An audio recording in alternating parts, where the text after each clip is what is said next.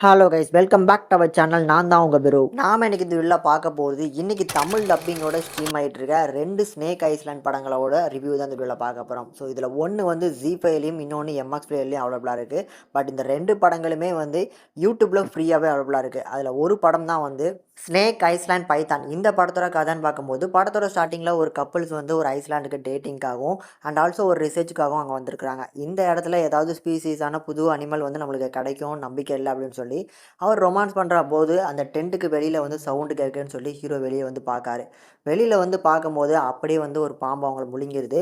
10வது வரைக்கும் ஹீரோயினும் வந்து தேடுறாங்க, அவங்களையுமே முழுங்கிருது. இப்போ கட் பண்ணோம் அப்படின்னா ஒரு கப்பலில் இருந்து ஒரு டூரிஸ்டருக்காக ஒரு நிறைய குரூப்ஸ் வந்து இந்த ஐஸ்லாண்டுக்காக வந்து விசிட் பண்ண வராங்க. வர்றவங்களுக்கு இந்த தீவில் பைத்தான் வகையான ஒரு பெரிய பாம்பு இந்த தீவில் வாழ்ந்துட்டுருக்கு அப்படிங்கிறது தெரியாது. அவங்க என்ஜாய் பண்ணுறதுக்காக வராங்க. அவங்கள வெல்கம் பண்ணுறதுக்கு அந்த ஊரை சேர்ந்த ஒரு டூரிஸ்ட் கைடும் வராங்க. இவருக்கு எல்லா விஷயங்களுமே அதுங்க தெரியும். ஸோ ரொம்ப வருஷமாக அங்கே தான் வாழ்ந்துட்டுருக்கிறாரு. இவர் வந்து வெல்கம் பண்ணும் போதே சொல்கிறாரு, இங்கே இருக்கிற பாம்புகளை டிஸ்டர்ப் பண்ணாதீங்க, அதுவுமே வந்து பார்த்திங்கன்னா கண்கள் இருக்குது, அதுவுமே ஒரு தெய்வம் மாதிரி அப்படின்னு. பட் இவங்க எல்லாருமே டிஸ்டர்ப் பண்ணுறாங்க. அதில் படத்தோட ஸ்டார்டிங்கில் வரும்போதே அந்த கேப்டனும் அவரோட கூட சேர்ந்த இவங்களும் ஒரு பாம்பை கொல்ல அவங்கள வந்து பார்த்திங்கன்னா கொன்னுருது. ஆனால் இவங்க யாருமே அதை கவனிக்கல. கேப்டன் என்ன ஆச்சு அண்ட் கூட வந்த 2 பேர் இப்போ காணல அப்படிங்கிறத யோசிக்காமல் இவங்க என்ஜாய் பண்ணிக்கிட்டே இருக்கிறாங்க.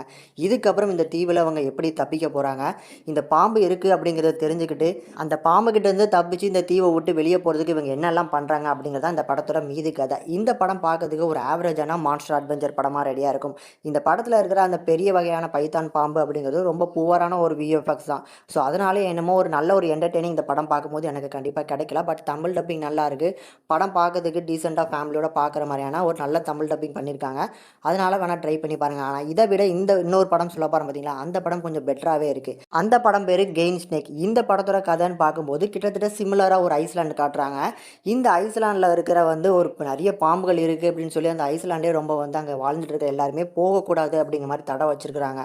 அந்த தீவு பேர் கேனபல் ஐலாண்ட். இந்த ஐலாண்டுக்கு யாருமே போகக்கூடாதுன்னு நினைக்கும் போது ஒரு சின்ன குட்டி பையன் வந்து அந்த தீவில் போய் மாட்டிக்கிறான். ஸோ அவங்க கூட அண்ணன் தான் வந்திருக்காப்புல. அண்ணன் வந்து இந்த மாதிரி அங்கே போகாது அப்படின்னு சொல்கிறதுக்கு முன்னாலே அந்த தீவில் வந்து பக்கத்தில் வந்துட்டோன்னு சொல்லி நல்லா இருக்குன்னு சொல்லி இறங்கி ஓடி உள்ளே போயிடுறான்.